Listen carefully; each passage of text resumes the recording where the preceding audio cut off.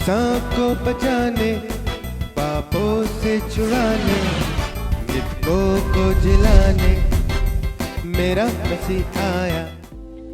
Hindi church online की इस आराधना सभा में मैं आपका स्वागत करता हूं। आपको हृदय से धन्यवाद देता हूं कि परमेश्वर के वचनों को सुनने के लिए, उसकी आराधना करने के लिए आप आज हमारे साथ जुड़ गए।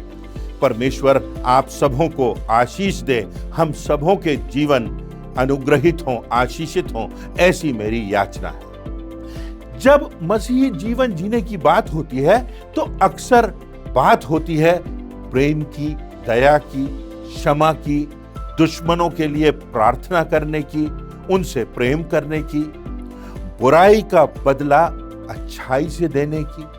परंतु परमेश्वर के वचन में एक और बात कही गई है। मसीह जीवन में वो चुनौतियां आती हैं जो एक सैनिक के सामने आती हैं, क्योंकि हम इस संसार में शैतान की शक्तियों का सामना करते हैं और इसलिए एक सैनिक के जीवन में कौन कौन सी बातें होना चाहिए। आज वचन की व्याख्या से हम इस बात को सुनेंगे, सीखेंगे, प्रेरणा प्राप्त करेंगे, आराधना के गीत गाएंगे, परमेश्वर से प्रार्थना करेंगे, उसके पुत्र प्रभु यीशु मसीह के बलिदान को स्मरण करेंगे, अपने हृदय को, अपनी भेंटों को उसे चढ़ाएंगे, समर्पित करेंगे और आज विशेष आशीषें परमेश्वर से प्राप्त करेंगे।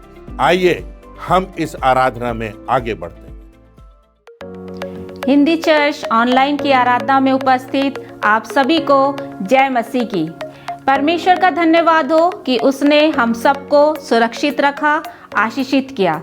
हम परमेश्वर की आशीष मांगे, उसकी उपस्थिति आज की आराधना में मांगेंगे, प्रार्थना करेंगे। पिता परमेश्वर, तेरा धन्यवाद करते हैं तेरे अनुग्रह के लिए, तेरी दया के लिए, तेरे प्रेम के लिए जो तूने हम सभी पर बनाए रखी है।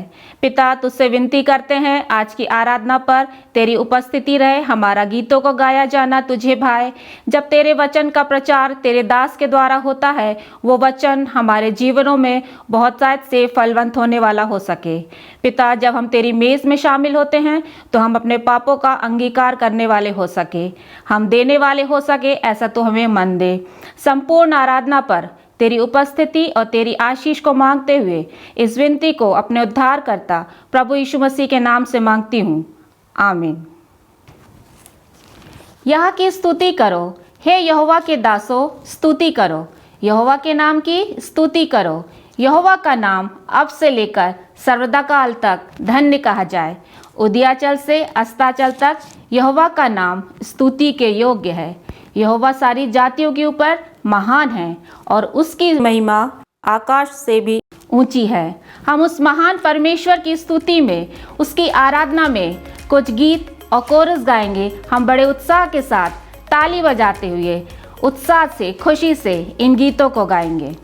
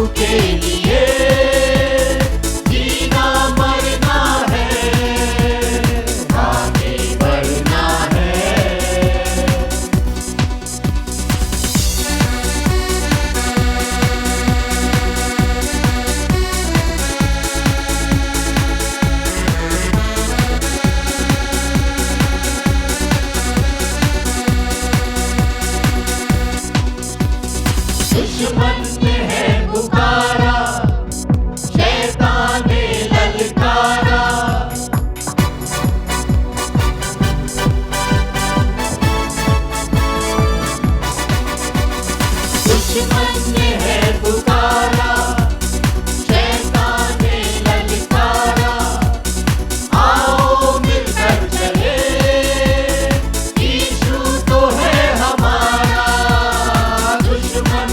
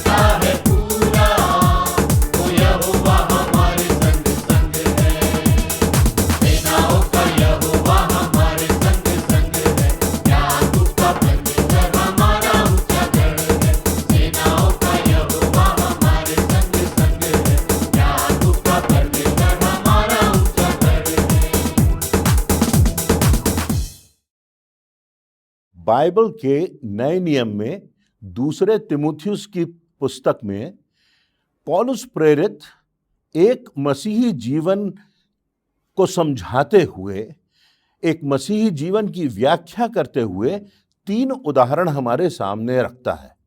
पहला उदाहरण सैनिक का है, दूसरा उदाहरण खिलाड़ी का है और तीसरा उदाहरण किसान का है। मसीही जीवन में एक योद्धा के समान, एक सैनिक के समान हमको संघर्ष करना पड़ता है। जिस संसार में हम रहते हैं वहां अंधकार की शक्तियां हैं, शैतान की शक्तियां हैं, सब प्रकार के दबाव हैं, समझौते हैं, नकारात्मक लोग हैं, कठिन परिस्थितियां हैं और इसलिए इन सब बातों से हमें संघर्ष करना होता है और एक सैनिक के समान हमें इन चुनौतियों को स्वीकार करते हुए आगे बढ़ना होता है। तो एक सैनिक का उदाहरण है, एक खिलाड़ी का उदाहरण है कि खिलाड़ी को किस प्रकार अनुशासित रहते हुए, निरंतर व्यायाम करते हुए, अपने दक्षता को और निखारते हुए आगे बढ़ते जाना होता है। फिर वो उदाहरण देता है किसान का, कृषक का, गृहस्थ का, कि किस प्रकार किसान जो है वो बीज बोता है, उसको ठहरना पड़ता है और उसको परिश्रम करना पड़ता है और तब फिर वो जो बीज है वो अंकुरित होता है और बढ़ता है। तो आज हम इस बात पर चर्चा करेंगे कि हमारा जीवन जो मसीही जीवन है वो एक सैनिक के समान है, एक योद्धा के समान है। दूसरा तिमुथियुस उसके दूसरे अध्याय की 3 और 4 आयत में लिखा हुआ है, यीशु मसीह के अच्छे योद्धा की नाई मेरे साथ दुख उठा। जब कोई योद्धा लड़ाई पर जाता है तो इसलिए कि अपने भर्ती करने वाले को प्रसन्न करे। हम जिसके हैं, जिसकी फौज में हम हैं, जो हमारा मालिक है, जो हमारा स्वामी है, जिसने हमें भेजा है, हम उसको प्रसन्न करें। उसी प्रकार नए नियम में पहला पतरस उसका 5वां अध्याय और उसकी 8वीं आयत में युद्ध से संबंधित बात लिखी हुई है और लिखा हुआ है, सचेत रहो और जागृत रहो क्योंकि तुम्हारा विरोधी शैतान गरजने वाले सिंह की नाई इस खोज में रहता है कि किसको फाड़ खाए। शैतान खोज में रहता है कि किसका विनाश कर दे और इसलिए सतर्क रहो, जागते रहो, जागृत रहो क्योंकि तुम्हारा विरोधी तुमको नाश करने की खोज में लगा हुआ है। तो कई बार हम इस बात पर विचार नहीं करते कि हमारा जीवन एक सैनिक के समान होता है, एक योद्धा के समान होता है और ये योद्धा होता है जो नकारात्मक परिस्थितियों में शैतान की शक्तियों से संघर्ष करते हुए आगे बढ़ता जाता है। इफिसियों की पुस्तक उसके 6वें अध्याय की 10वीं आयत से 12वीं आयतों में लिखा है, प्रभु में और उसकी शक्ति में बलवंत बनो, परमेश्वर के सारे हथियार बांध लो कि तुम शैतान की युक्तियों के सामने खड़े रहो क्योंकि हमारा यह मल्ल युद्ध लहू और मांस से नहीं परंतु प्रधानों से और अधिकारियों से और इस संसार के अंधकार के हाकिमों से और उस दुष्टता की आत्मिक सेनाओं से है जो आकाश में है। शैतान की सेनाओं से हमारा युद्ध है। सब प्रकार की शक्तियां शैतान की हमारे विरोध में लगी हुई हैं और इसलिए प्रभु की शक्ति में बलवंत बनो। अक्सर जब हम मसीह जीवन की कल्पना करते हैं, मसीह जीवन का उदाहरण प्रस्तुत करते हैं तो हमारे सामने बहुत से आयाम आते हैं। एक दास के समान, कहीं किसान के समान, कहीं एक ऐसे बेटे के समान जो अपना सब कुछ लुटा करके वापस लौटता है रोते हुए, गिड़गिड़ाते हुए, दयालु सामरी के समान जो दूसरे की, एक अनजान व्यक्ति की मदद करने के लिए अपना सब कुछ लगा देता है। प्रभु यीशु मसीह का उदाहरण देते हुए हम एक दूसरे को क्षमा करते हैं। पैर धोने का उदाहरण प्रभु यीशु मसीह ने रखा है। परंतु हम एक सैनिक के समान, एक योद्धा के समान नहीं सोचते अपने आप को, पर वास्तव में इस संसार में रहते हुए हर दिन हम एक संग्राम में हैं। हमारे जीवन में हमें संघर्ष करते हुए आगे बढ़ना पड़ता है, चाहे वो बीमारियां हो, चाहे वो जीवन के खतरे हो, चाहे वो संसार के आकर्षण हो, चाहे वो शैतान की युक्तियां हो, शक्तियां हो, जो हमको गरजने वाले सिंह की नाई फाड़ खाने को तैयार है। और इसीलिए बाइबल में सेनाओं का यहोवा, ये जो रेफरेंस है, लगभग 200 बार आया है कि हमारा जो परमेश्वर है वो सेनाओं का परमेश्वर है, वो सेनाओं का यहोवा है और हमारा अगुआ है, हमारा सेनापति है और हम उसके सैनिक हैं। नीति वचन उसके 24वें अध्याय की 10वीं आयत में एक बहुत प्रमुख बात लिखी हुई है। लिखा हुआ है, यदि तू विपत्ति के समय अपना साहस छोड़ दे तो तेरी शक्ति बहुत कम है। इस संसार में अंधेरे के हाकिम हैं, इस संसार में शैतान की सेना है, इस संसार के परे लिखा है दुष्ट की सेना जो आकाश में है। और इसीलिए पहला तिमुथियुस उसके 6वें अध्याय की 12वीं आयत में पौलुस प्रेरित कहता है, विश्वास की अच्छी कुश्ती लड़ और अनंत जीवन को धर ले जिसके लिए तू बुलाया गया है।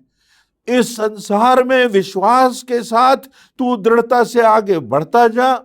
एक सैनिक के समान तू युद्ध में मानो बढ़ रहा है। अच्छी कुश्ती लड़ और अनंत जीवन को प्राप्त कर ले, क्योंकि परमेश्वर ने हमें बनाया है मात्र इसलिए नहीं कि हम इस संसार में आए, रहें और मृत्यु को प्राप्त हो जाए और सब कुछ समाप्त हो जाए, परंतु परमेश्वर ने हमको आत्मा दिया है और इसलिए हमारी जीवन का उद्धार हो, हमारी आत्मा का उद्धार हो, अनंत जीवन के हम भागी हों।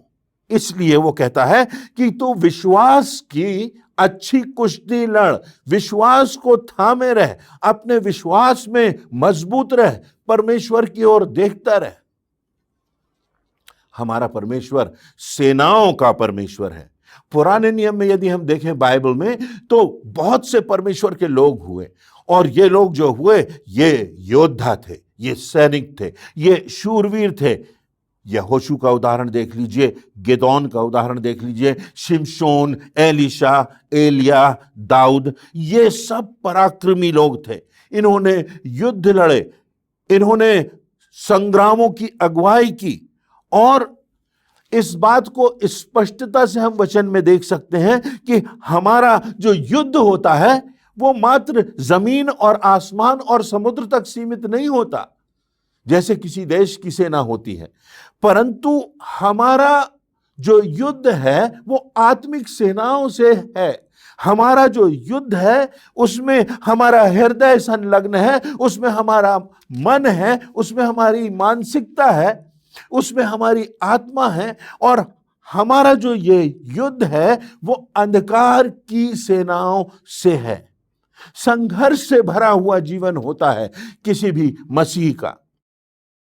कोई थिएटर के समान, रंगमंच के समान हम कठपुतलियां जैसे नहीं होते, मनोरंजन स्थल नहीं होता ये संसार हमारे लिए। ये कोई खेल का मैदान नहीं होता, ये कोई पिकनिक की बात नहीं होती, ये युद्ध का मैदान है। हमारी जिंदगी में हमें सतत संघर्ष करना है। अनापेक्षित आता है, शैतान की शक्तियां आती हैं और इसलिए हमको सजग रहना है, हमको सतर्क रहना है और इस युद्ध में, इस जीवन में अपने विश्वास को लेकर के ये जानते हुए कि परमेश्वर की सामर्थ, प्रभु यीशु मसीह के पुनरुत्थान की सामर्थ हमारे साथ है, हमको इस जीवन में आगे बढ़ते जाना है, क्योंकि हमको प्रभु यीशु मसीह में विजय का जीवन प्राप्त होता है, जय का जीवन हमको मिला है। किसी सैनिक के जीवन पर यदि हम विचार करें तो कुछ बातें सामने आती हैं। पहली बात यह है कि प्रतिदिन सैनिक को संघर्ष करना होता है या संघर्ष करने के लिए सजग और सतर्क होना रहता है। भावनात्मक पीड़ा है, मानसिक पीड़ा है, शारीरिक पीड़ा है, आत्मिक पीड़ा है और इन सब पीड़ाओं से होकर हमको गुजरना होता है। और इसका सबसे बड़ा उदाहरण प्रभु यीशु मसीह, हमारे प्रभु यीशु मसीह को भी इन सारी पीड़ाओं से होकर के गुजरना पड़ा इस संसार में जब प्रभु यीशु मसीह आया। तो इसलिए जब हमारे प्रभु के साथ, जब परमेश्वर के पुत्र के साथ जो निर्दोष निष्कलंक परमेश्वरत्व जिसमें समाया हुआ था, उसके साथ जब ये सारी परिस्थितियां आई और इन सारी पीड़ाओं से वो गुजरा, तो फिर हम तो इंसान हैं, हम तो उसके चेले हैं, हम तो उसके शिष्य हैं, हमें तो इनसे गुजरना ही पड़ेगा। और इसलिए हमको हर दिन इन परिस्थितियों से गुजरना होता है और कई बार अकेले हमको इन परिस्थितियों से जूझना होता है। एक मसीही को अकेले खड़े होना पड़ता है और अकेले खड़े होने की सामर्थ भीषण तूफानों में अकेले, मानसिक प्रताड़ना में अकेले, कई बार हमारा जीवन साथी भी हमारी पीड़ा को नहीं समझ पाता, कई बार हमारे अपने लोग, अपने परिवार के लोग, हमारे मित्र हमारे दर्द को, हमारी व्यथा को नहीं समझते। हमको अकेले बहुत से दुखों से गुजरना होता है। दाऊद के जीवन में हम देखें तो हम देखते हैं कि सारे इस्राएलियों और पलिश्तियों के सामने वो अकेला खड़ा रहा। वो जानता था परमेश्वर उसके साथ है। एलिय्याह को यदि हम देखें तो 450 बाल देवता के उपासकों के सामने वो अकेला खड़ा रहा, क्योंकि वो जानता था कि परमेश्वर उसके साथ है। दानियेल को हम देखें तो वो नबूकदनेस्सर राजा की प्रजा के हजारों लोगों के सामने, सारे शासन के सामने, सारी सेना के सामने अकेला खड़ा रहा और उसने समझौता नहीं किया, क्योंकि वो जानता था कि परमेश्वर उसके साथ है। सद्रक मेशक अबेदनगो को आग के भट्ठे में डाल दिया गया और वे खड़े रहे और वे बचाए गए और एक अद्भुत आश्चर्य कर्म हुआ जिससे सारे देश में परमेश्वर की महिमा हुई। उन्होंने उस आग में से होकर के गुजरने का निर्णय किया बनिस्बत शासक के गलत आदेश को मानने से, समझौता करने से। क्यों? क्योंकि वो जानते थे कि परमेश्वर उनके साथ है। वो अकेले उस स्थान पर खड़े रहे और परमेश्वर की महान गवाही हुई। एस्तर के विषय में हम पाते हैं कि राजा क्षयर्स के सामने वो अकेली खड़ी रही, जानते हुए भी कि वो नाश हो सकती है। अपने लोगों को बचाने के लिए, अपनी प्रजा के लोगों को बचाने के लिए वो अकेली राजा के सामने जाती है और वो कहती है, मैं जाऊंगी और जो सच बात है उसको सामने रखूंगी। मैं नाश हुई तो हुई। एक सैनिक को युद्ध करना पड़ता है, हर दिन समस्याओं से, कठिनाइयों से, संघर्षों से गुजरना पड़ता है और बहुत से उदाहरण देखने को मिलते हैं। परंतु फिर हमें सबसे बड़ा उदाहरण प्रभु यीशु मसीह का देखने को मिलता है, जो स्वयं परमेश्वर है, जिसमें स्वयं परमेश्वरत्व है। वो अकेला खड़ा है, कभी महायाजक के सामने, कभी किसी न्यायी के सामने, कभी किसी धार्मिक अगुवे के सामने।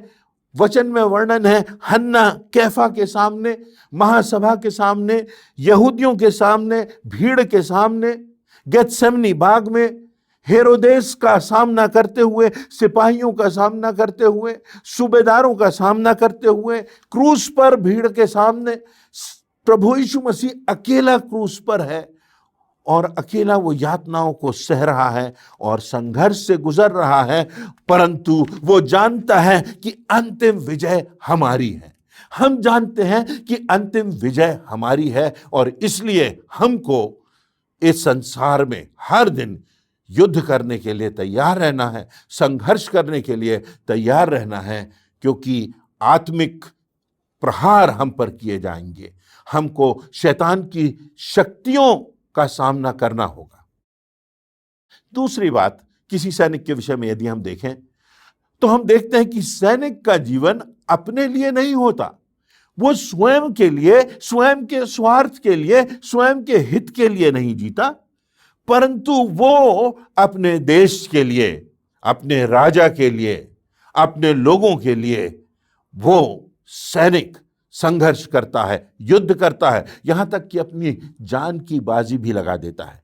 दूसरा तिमुथियुस उसके दूसरे अध्याय की 4 आयत में लिखा है, जब कोई योद्धा लड़ाई पर जाता है तो इसलिए कि अपने भर्ती करने वाले को प्रसन्न करे और अपने आप को संसार के कामों में नहीं फंसाता। उसका ध्यान है कि वो और उसका जीवन अपना नहीं है, उसका जीवन उसका है जिन्होंने उसको भेजा है, जिनका वो प्रतिनिधि है, जिस देश का वो नागरिक है। वो अपने देश के लिए युद्ध कर रहा है, जिसने उसको भेजा है, जिनका वो प्रतिनिधित्व कर रहा है, उनका है वो सैनिक, उसका जीवन। और इसीलिए उसको प्राण देने तक विश्वास योग्य बने रहना पड़ता है। हम उनकी शहादत को स्मरण करते हैं, उन सैनिकों की, कैसे वो शहीद हुए। दूसरा कुरिन्थियों के 5वें अध्याय की 9वीं आयत में लिखा हुआ है, इस कारण हमारे मन की उमंग यह है कि चाहे साथ रहें चाहे अलग रहें, हम उसको भाते रहें। पौलुस कहता है कि मेरे लिए जीना मसीह है और मर जाना लाभ है, क्योंकि वो सामर्थ हमारे पास है, वो निश्चितता हमारे पास है, वो विश्वास हमारे पास है कि हम जिए या हम मरे, हम मसीह में हैं, हम मसीह के हैं। हमें प्राण भी देना पड़े तो हम एक बेहतर संसार में, एक बेहतर देह में, एक बेहतर राज्य में प्रवेश करेंगे, जो स्वर्ग का राज्य है, जो परमेश्वर का राज्य है, और ये परमेश्वर की प्रतिज्ञा है। तो किसी सैनिक का जीवन अपना नहीं होता, परंतु वह दूसरों के लिए, अपने देश के लिए, अपनी जिंदगी को दांव पर लगाने के लिए आगे बढ़ता है। हमको इस बात का स्मरण रखना है कि हमारी जिंदगी से प्रभु यीशु मसीह की महिमा हो, उसकी प्रशंसा हो, हम उसके लिए जिएं, हम उसकी गवाही दें, हम पृथ्वी के नमक के समान हो, हम उस ज्योति के समान हो जो कि अंधेरे को मिटाती है, हम अंधकार में ज्योति हो। जहां पर द्वेष है वहां हम प्रेम का संदेश ले जाएं, जहां घृणा है, जहां विरोध है, वहां हम एकता का संदेश ले जाएं, वहां हम प्रेम का संदेश ले जाएं। अपने दुश्मनों से प्रेम करें, अपने, यहां तक कि प्रभु यीशु मसीह ने हत्यारों के लिए भी प्रार्थना की कि हे पिता इन्हें क्षमा कर, क्योंकि ये नहीं जानते कि ये क्या करते हैं। तो इसलिए एक सैनिक के समान हमें स्मरण रखना है कि हम प्रभु यीशु मसीह के योद्धा हैं, हमारा मालिक वही है, स्वर्ग के राज्य के हम प्रतिनिधि हैं और प्रभु यीशु मसीह ने हमको भेजा है। तीसरी बात सैनिक के विषय में, सैनिक का उद्देश्य होता है कि वह निरंतर आगे बढ़ता जाए। मात्र तंबू में रहना नहीं होता कि तंबू में वो रह जाए, एक ठिकाना होता है कभी जहां ठहरना पड़ता है, परंतु उसको निरंतर आगे बढ़ते जाना होता है। कोई पानी का जहाज है, वो बड़ा खूबसूरती से बनाया जाता है, बहुत अच्छी उसकी डिजाइन होती है, बहुत से इंजीनियर्स उसको बनाते हैं, उसमें बहुत बारीकियों से सब चीजें, सारी जो तकनीकी होती है उसका समावेश होता है। परंतु वो जहाज, पानी का जहाज इसलिए नहीं रहता कि वो किनारे पर खड़ा रहे, अपने हार्बर में रहे, पर उसका उद्देश्य होता है कि वो जाए, आगे बढ़े, समुद्र की गहराइयों में जाए, समुद्र के तूफानों का सामना करे, विषमताओं से गुजरे, आंधी तूफानों से गुजरे, समुद्र के भीषण तूफानों से, लहरों से गुजरते हुए उनका मुकाबला करे। और इसी प्रकार सैनिक का उद्देश्य होता है कि वह आगे बढ़ता जाए, आगे बढ़ता जाए। निर्गमन की पुस्तक उसके 14वें अध्याय की 13वीं और 14वीं आयत, मूसा है जो कि एक बड़े स्वतंत्रता संग्राम की अगुवाई कर रहा है, जिसने मिस्रियों की बंधुआई से इस्राएलियों को मुक्त कराया था। वो कहता है अपने लोगों से, मत डरो, तुम वो धार के काम को देखो जो आज यहोवा करेगा, क्योंकि जिन मिस्रियों को तुम आज देखते हो उनको ना देखोगे, यहोवा आप ही तुम्हारे लिए लड़ेगा, परमेश्वर तुम्हारे लिए लड़ेगा। इसलिए आगे बढ़ते जाओ, आगे बढ़ते जाओ, आगे बढ़ते जाओ। मेरा एक बहुत प्रिय उदाहरण है, एक विश्व युद्ध में जब सेना की एक टुकड़ी बर्फीले तूफान में अंधेरे में खो गई, तो जो जनरल पैटर्न थे उन्होंने कहा अपने सैनिकों से कि अंधकार है और तूफान तेज होता जा रहा है, बर्फ गिर रही है, परंतु बढ़ते चलो, बढ़ते चलो, बढ़ते चलो। अगर रुक गए तो तुम्हारी धमनियों में, तुम्हारे शरीरों में तुम्हारा रक्त जम जाएगा और तुम मृत्यु को प्राप्त होगे। बढ़ते चलो, बढ़ते चलो। और अंत हम पाते हैं कि वो जो सेना की टुकड़ी है वो विजय के पथ पर आगे बढ़ती जाती है। हमारी जिंदगी में आगे बढ़ते जाना होता है। बहुत से मुकाम आते हैं जहां हमको लगता है कि हमको ठहर जाना है। बहुत से समय आते हैं जहां हमारा दिल टूट जाता है। बहुत से समय आते हैं जहां हमें कोई उत्तर नहीं मिलता। बहुत से समय आते हैं जब हमें मानसिक पीड़ा होती है। बहुत से समय आते हैं जब हमारे प्रियों की आकस्मिक मृत्यु हो जाती है। बहुत से समय आते हैं जब हमको कोई रास्ता दिखाई नहीं देता। बहुत से समय आते हैं जब हमारे स्वप्न टूट जाते हैं। परंतु परमेश्वर का वचन, प्रभु यीशु मसीह का उदाहरण हमको ये प्रेरणा देता है कि हमको बढ़ते जाना है, हमको बढ़ते जाना है, हमको बढ़ते जाना है। मृत्यु भी हमें नहीं रोक पाएगी उस अनंत जीवन में प्रवेश करने से। इसलिए एक सैनिक के समान हमको मसीह जीवन में आगे बढ़ते जाना है, प्रभु यीशु मसीह की परिपक्वता में आगे बढ़ते जाना है और इस संसार में, अंधकार में एक ज्योति के समान हमको प्रकाश पुंज बनना है और दूसरों को भी राह दिखाना है। चौथी और अंतिम बात, किसी सैनिक के लिए सैनिक को एक कीमत चुकाना पड़ती है। सैनिक का जीवन आसान नहीं होता। सैनिक को अकेलेपन का सामना करना पड़ता है। सैनिक को बहुत से भय भी हो सकते हैं। सैनिक नहीं जानता कब उस पर आक्रमण हो जाए, कैसी परिस्थितियों से वो गुजरेगा। सैनिक को कभी कभी भूखा और प्यासा भी रहना पड़ता है। उसको सैनिक होने का सम्मान तो मिलता है, किसी किसी को पदक भी मिलते हैं, राष्ट्रीय स्तर पर सम्मान मिलता है, बड़ा नाम होता है, बड़े बड़े लोगों के, अधिकारियों के हाथों से उनको पदक मिलते हैं। परंतु सैनिक को एक कीमत चुकाने के लिए तैयार रहना पड़ता है। मसीह इतिहास को यदि हम देखें तो हम पाएंगे कि लोगों ने अपनी जिंदगी कुर्बान कर दी। कितने शिष्यों को मार डाला गया, प्रभु यीशु मसीह के चेलों की हत्या कर दी गई और स्वयं प्रभु यीशु मसीह की हत्या कर दी गई।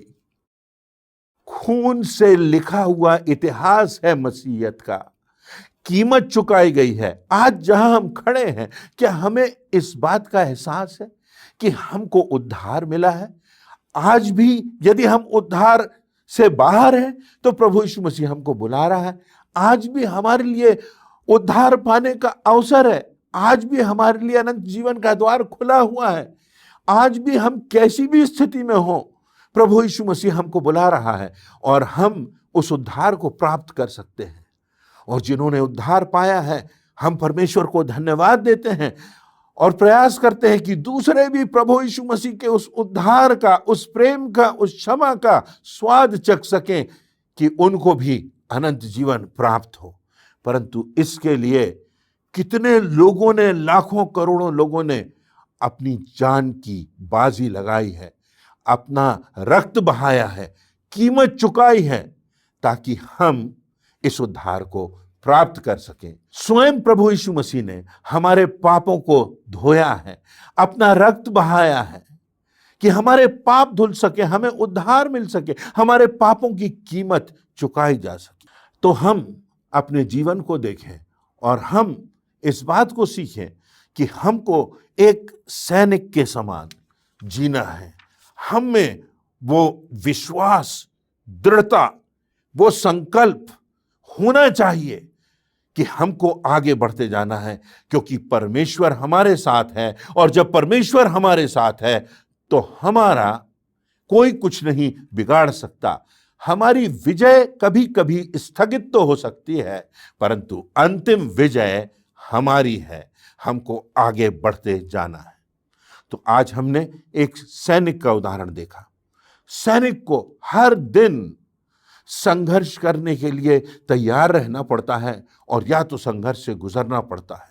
निरंतर उसको कठिनाइयों से, विषमताओं से गुजरना पड़ता है। क्या हम तैयार हैं? क्योंकि हमने प्रभु यीशु मसीह को पाया है, हमने नया जीवन पाया है, हमने सच्चा आनंद, जीवन में परिपूर्णता, अपने पापों से मुक्ति और उस उद्धार को प्राप्त किया है। और अब हम अपने नहीं हैं, हम प्रभु यीशु मसीह के हैं।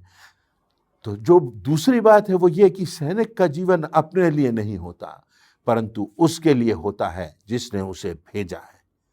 तीसरी बात हमने देखी कि हमको आगे बढ़ते जाना है, यहां तक कि कोई भी कीमत हमको चुकाना पड़े, क्योंकि अंतिम विजय हमारी है। इसलिए हमको कभी हार नहीं मानना है। Never ever give up. बढ़ते जाएं। आज हो सकता है आप किसी विषमता से गुजर रहे हो सकता है आज आपके जीवन में बहुत से आंसू हो, आज आप मानसिक पीड़ा से गुजर रहे हो, आज आप ऐसी यातनाओं से गुजर रहे हो कि आपको लगता हो कि कोई हमारी परिस्थिति को समझ नहीं रहा। परंतु प्रभु यीशु मसीह हमारे दिल को, हमारी भावनाओं को जानता है।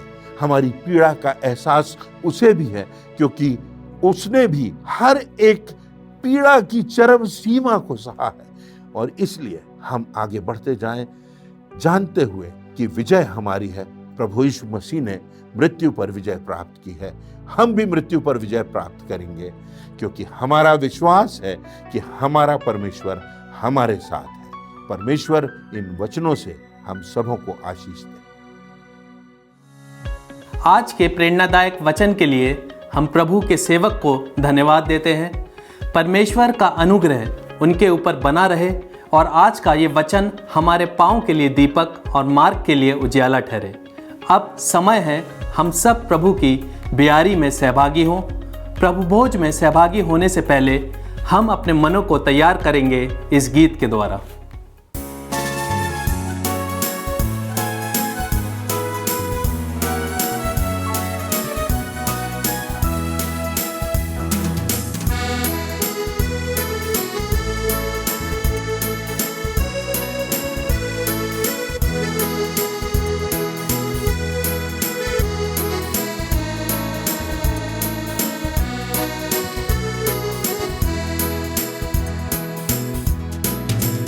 से ही तेरा निशान, आगे बढ़े जवान, पीछे न हटना कभी।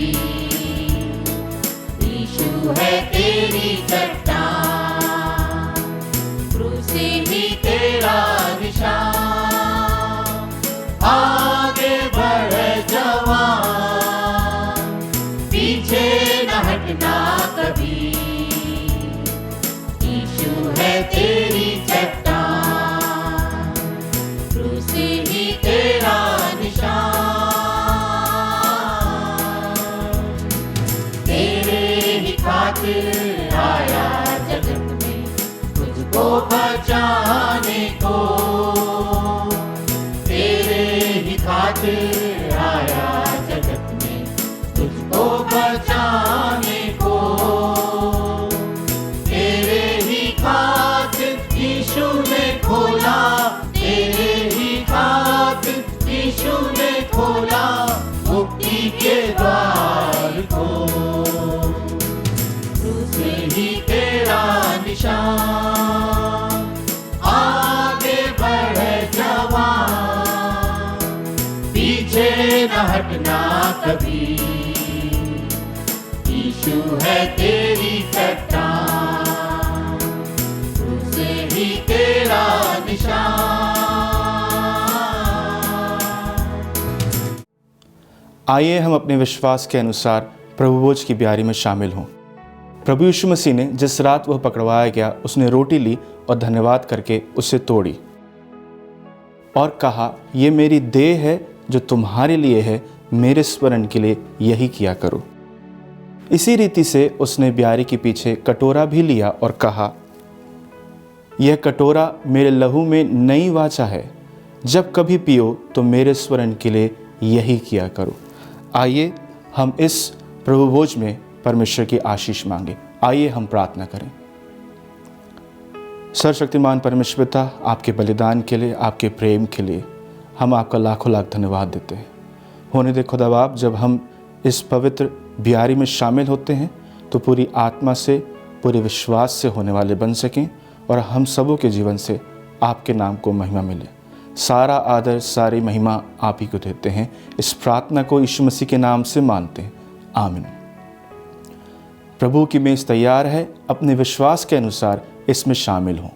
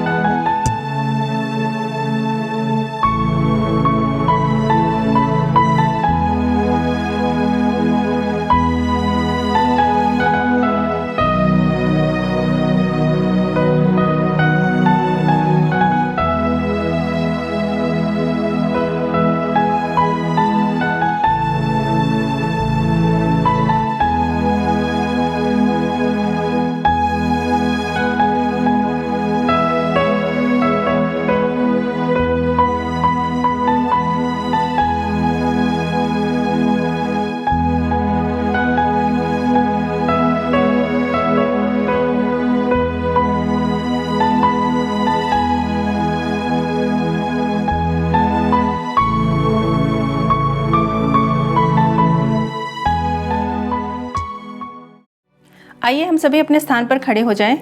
हम अंतिम प्रार्थना में जाएंगे। प्रार्थना के बाद प्रार्थना के रूप में कोरस गा लेंगे और परमेश्वर की आशीष से आज की आराधना समाप्त करेंगे। आइए हम प्रार्थना करें। हे सर्वशक्तिमान दयालु पिता परमेश्वर, आपके चरणों के समीप आते हैं। धन्यवाद देते हैं प्रभु जी आज के दिन के लिए प्रभु जी, कि हम आपकी आराधना में सम्मिलित होने पाए। हमारा गीतों का गाया जाना पिता परमेश्वर और ब्यारी में सम्मिलित होना प्रभु जी आपकी महिमा का कारण हो। पिता परमेश्वर, जो भी हमने वचन से पढ़ा सीखा उसे पिता परमेश्वर हम अपने जीवन में अपनाने पाएँ। छोटी सी विनती को प्रभु यीशु मसीह के नाम से मांगते हैं, सुनिए दया से ग्रहण करें, आमीन।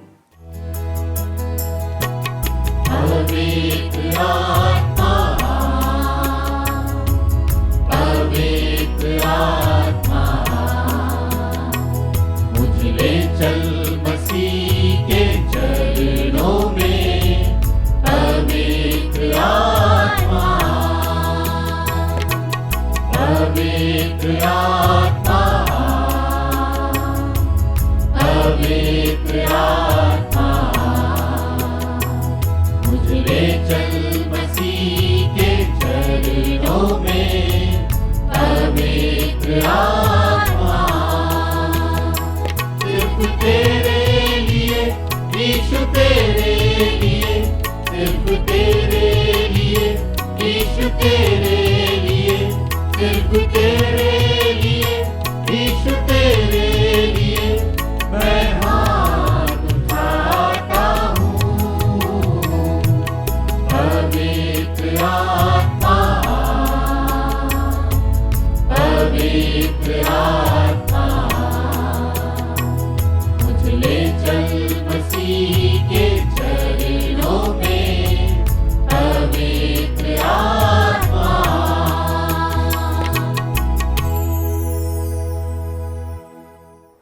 आइए हम अपने स्थानों पर खड़े हो जाएं और आशीष ग्रहण करेंगे। अब हमारे पिता परमेश्वर का प्रेम, प्रभु ख्रीष्ट का अनुग्रह और पवित्र आत्मा की शांति और सहभागिता हमारे साथ और प्रत्येक विश्वासी के साथ अब से लेकर अंत तक होती रहे, आमीन।